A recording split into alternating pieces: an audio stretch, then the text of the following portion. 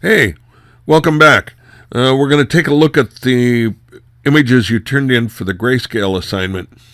This is going to go by fairly quickly because the truth is you guys did some really good shooting this time. Grayscale seems to work for a number of you. There are just a few tweaks that we might add to a few of them. Some of them are just fine as they stand, and that, from an instructor standpoint in a review, is difficult because about all you can do is say, wow, that's cool, and move on. So let's get started and see if we can get through these fairly easily. This is a really fascinating shot in an incredible location. Where on earth is this? This would be a great place to film some film noir type scenes with good guys and bad guys, or even monsters running down this kind of corridor. This would be really cool. The shot here works out very nice. The only thing I would tell you to look out for is up in here. The only thing I would tell you to look out for is up in here, where you've got this flare from the light source that you can see the light bulb. Be very careful because it's starting to blow out the separation in the top of her head. Also, when you are working in Camera Raw, do use it to bring up some of this detail. It's going to help you a lot. When you've got areas that you've just lost in black but have the detail that helps convey your message, then you really need to bring it out. It doesn't mean you need to bring it up to full tonality, but you need to at least hint at what's there. So this is very cool. I think the only things I would do to this is I might crop out this top pipe because that's not doing anything for us. I like the way you have subtly offset your main subject in it. I might push that just a touch further. Not too much. And I would go with that. You could decide stylistically if you wanted to get rid of this crossbar because it's the one diagonal going in the wrong direction that's not taking your eye right into your subject. Okay, so this is really a nice piece. This is a really fascinating pattern piece. There are issues that come up with a shot like this where you've got a main, relatively consistent pattern, even though that pattern itself is a little random. But in amongst that pattern, you've got potential focal points where the eye is going to want to rest. You've got a couple here. One of them is what appears to be this cigarette butt down in this part of the shot. The others are all these little pieces of grass or twigs or whatever those are.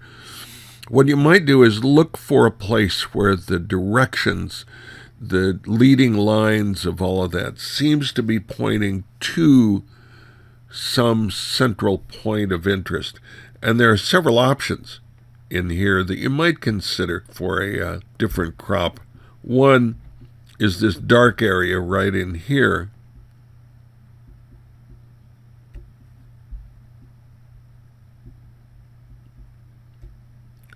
Could make itself an interesting piece. There are others around the scene that might be possible to work with. Maybe in here we've got something to play with. But overall, I think your main focal point is going to be in this dark area, and possibly, unfortunately, is going to be right in here, possibly the cigarette butt or this dark area. So I would tighten that up just a little and maybe get rid of, if nothing else, this other dark area that tends to distract from the main one. Well, here we have an interesting corner. Give love, get love. Anyway, again, this is an interesting piece. I think it appropriate in this case to have divided the shot right down the middle, as you've done here, into this area of giving love, this area of getting love. It's too bad in some ways that the plants aren't different, or there isn't something that would indicate the difference between giving love, getting love. But I think this is interesting. Your tonalities are near perfect. You've got a great capture of the white on this stucco wall. The only thing I would do is get rid of that little feature. And because your crop is already so nearly perfect, I don't want to crop it anymore. So I'm going to come in with the clone stamp tool, pick up this color,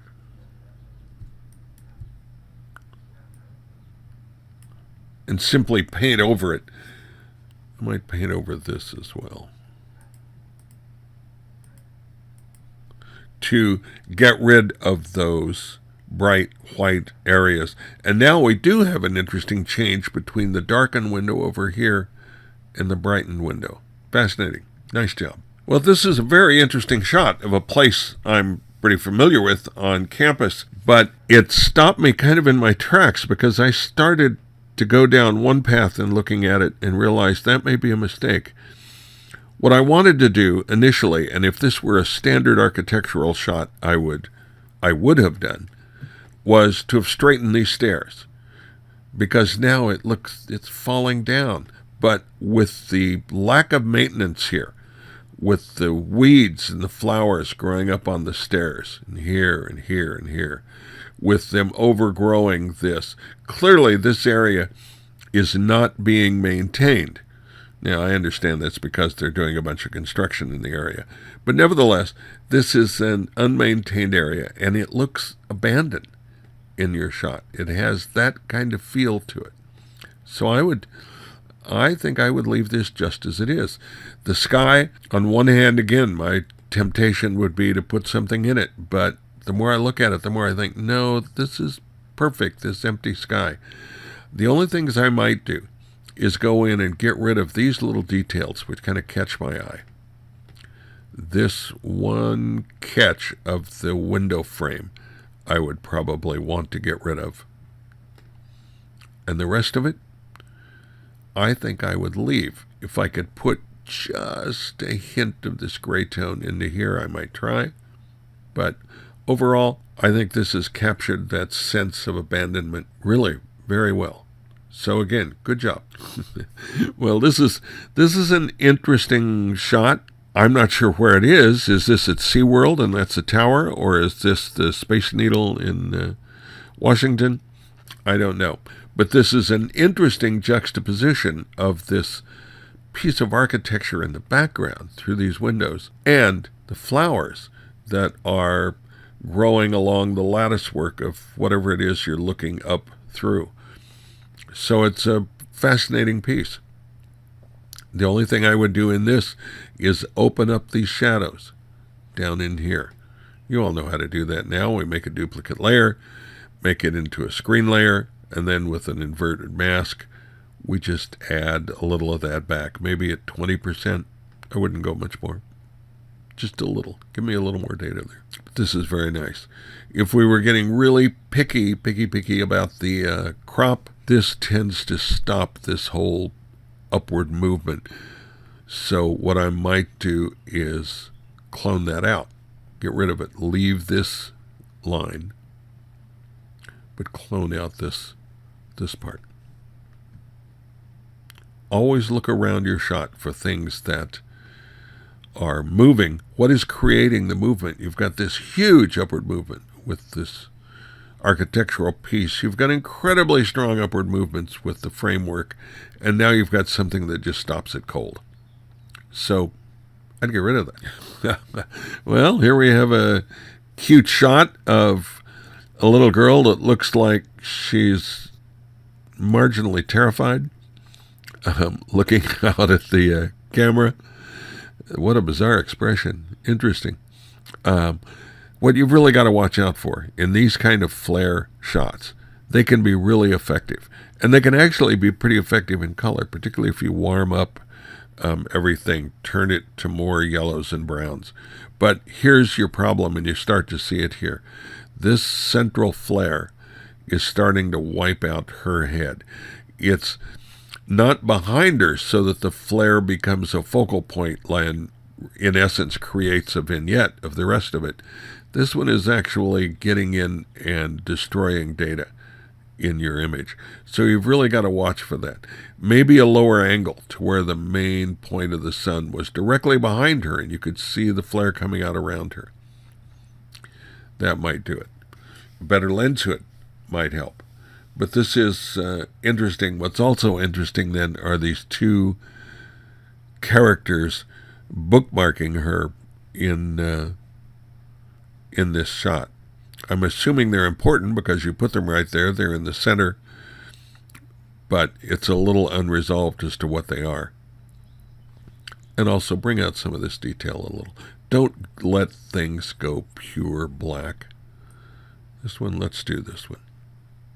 Let's make this a screen that, just to see if we have stuff. Oh yeah, we got some data in there. Sure. So we can either hold down the Alt key and click on the layer to create a reverse mask. There we go.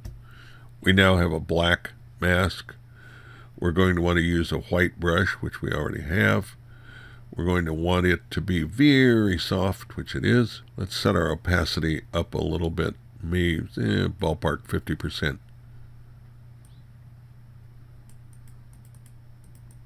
Now we can bring out some of this detail.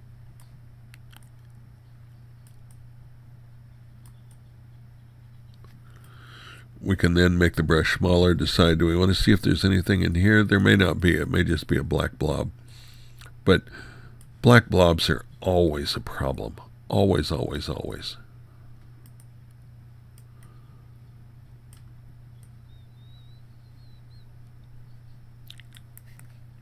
Okay, so we can see a little more. And if we wanted to really try to bring that out even more, we can now duplicate this layer mask layer to bring that up even more. Now we got to go back and fix where we screwed up some of this, but that would be easy to do. The old biker. Nice shot. I would probably back off a little bit on the tone in this one, and there's a couple of ways we could do it. To have infinite control, we could make a duplicate layer, turn one of those, desaturate one of those, and then blend them together. Or the simplest approach, and for this purpose let's go simple, is to adjustments, hue and saturation. And with that, we can now bring this saturation down a little. And we've got, it's not quite as infinite as the blending layers would be, but it's pretty close. We can tone it down a little bit. And what we can also do in here is we can change the color a little bit. If we wanted to desaturate just some of the reds, we could do that. We could, of course, change the hue of some of this. Not that I would want to. I think this is a good tone for him. But so we've got a lot of control in that. I might vignette this a little bit because here's your shot. Yeah, the bike is cool. I like bikes. But your shot is the guy that just happens to be on the bike. So you need to make a decision. Is the shot about the motorcycle that simply has an old guy driving it? Or is your shot about the rider that just happens to be on a motorcycle? Those are your choices. Another toned print. This one's fascinating, with really an interesting juxtaposition of bizarre things. The sand dunes in the foreground, the highway or the roadway going back toward them, and then this long train in the background. It's very clever. It's almost too much. One of the other things that fascinates me is this in the background. I'm assuming those are more sand dunes, but they look more like the slope from piled up stuff. It looks more man-made, but I don't really know what it is. And that's part of the problem. Is I would like to. I'd like to get in and see other parts of it. My first reaction is to try to pull out different sections, because it did take me a second to realize what this was, that it's a train in the background. So do you want that to be like this train running along the edge of the desert. Well, maybe a slightly lower perspective to where these dunes come up, and occasionally, in little peaks like this, break over the train to give you a real sense of depth that the train is behind the dunes. That could be a possibility. And that would also help fill up some of this area, which I might want to do anyway. The road is cool. It is a really strong leading line taking you back in this way, but it is so different from anything else in the picture that it's also marginally distracting. So what I might want to do, since it's out of focus anyway, is bring this dune up and cover some of that so that it came up into this area. This is not a narrative shot. I've always been harping on you that you need to do interpretive shooting, and this is definitely an interpretive shot. So go ahead and carry it out. Make it as interpretive as you can. When you're standing here, what really is your reaction to this scene? What's your emotional response to it? What are the elements that lead to that? And then make that your shot, even if you have to alter some of the reality. You've also got an interesting shot right down in this corner where you've got the sand dunes with all this little fine detail of brush and stuff that's growing up in them. So there are a number of possible shots in addition to your main one, but this is pretty cool. I have the feeling this is one of those shots that actually might have worked a little better in color. It's a nice use of depth of field. You've got the car in the background. Unfortunately, you've got other things in the background that are a little distracting. The building, and I'm not sure what this pole or pipe or whatever it is. Nice shot of the flowers. But when you're going to do a shot like this, there needs to be some relation between things. So I'm thinking if this were in color and the car were yellow and the flowers were yellow, you could sort of pull that together based on color. In black and white, that or any kind of color-based connection is lost. The tonal connection isn't really as strong, but you've certainly got a near perfect exposure and a very well done use of depth of field. This is a nice little pastoral scene with an interesting choice of tonalities, almost a violet or magenta tone to it. It works pretty well, but as we've mentioned in a couple of them, you've got all of these areas in here where you've got these black blobs. This tree trunk just becomes a solid black line. So I would, again, try to pull that out a little. Let's see if we can. See if there's anything there. Well, there's some. There isn't a whole lot, but there is some in there. So let's try it. Let's do an alt-click on the layer mask. We've already got our white brush going here. So can we bring some of that out? This would have been one to make this correction, not here, but in the original conversion from Camera Raw. You would be able to bring out and hold this kind of detail so much better than doing it after the fact. By the time you've followed my instructions and converted this to JPEG at this kind of reduction, there really just isn't that much left in the shot to pull out.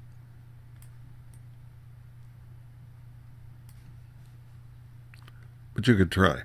Again, this is an exposure issue and a conversion issue. But it's nicely composed. It really is cool. I think I might move this horizon line off of center. Here's where the real interest in your shot is. So I would probably come down and get rid of some of this sky. Maybe keep a little of that branch in. And now we're really going to concentrate on this area. You know what you did? When you look at this? Come on. Think about this for a minute. How did you squeeze this down? Well, I can tell you when you did it. Let me make this a little smaller so I can correct for it. What happened is when you did your image size, your final correction, you had the line that connected this between the width and the height was off. Now, depending on the version of Photoshop you have, there may actually be a checkbox down below here that says constrained proportions. You need to make sure that is checked. In the newer versions, they don't give you that. What they do is give you this little chain-like link-like icon. If you click on that, see these lines appear? That means they are now locked together. If I change one of them, the other one will automatically be corrected to match. If I have this off, I can change them individually. Well, in this case, I want to add some height to this.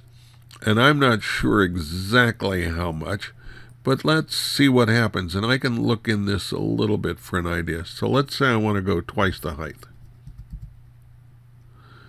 Oop, not 2,000. Twice. Well, that arm looks a little better. So let's do that. Ah, there we are. Look at that. Now we can bring that back to the way it should be. And we've got this nice shot of the dad and his little boy out for a stroll somewhere. Apparently the rest of the world decided to do this as well. I would pay attention to these little things right on the edge of the picture. So I would either crop this in to get rid of that, because we don't really need all of this foreground, or I would simply clone it out to eliminate it. And here's our last one. We're going to end on a high note here. This is from the standpoint of tonalities. This is a beautiful shot. You did a very, very, very good job. I love the way you've maintained the texture in this stucco. You got to tell me in an email, where is this? I like this little detail here. I think I would like to see it just barely stronger, but it works. It's there. It's not underexposed into this blob, this black blob. Overall, this is really a very, very nice piece of work. I'm going to see if I can lighten that a little bit since we're on our last piece.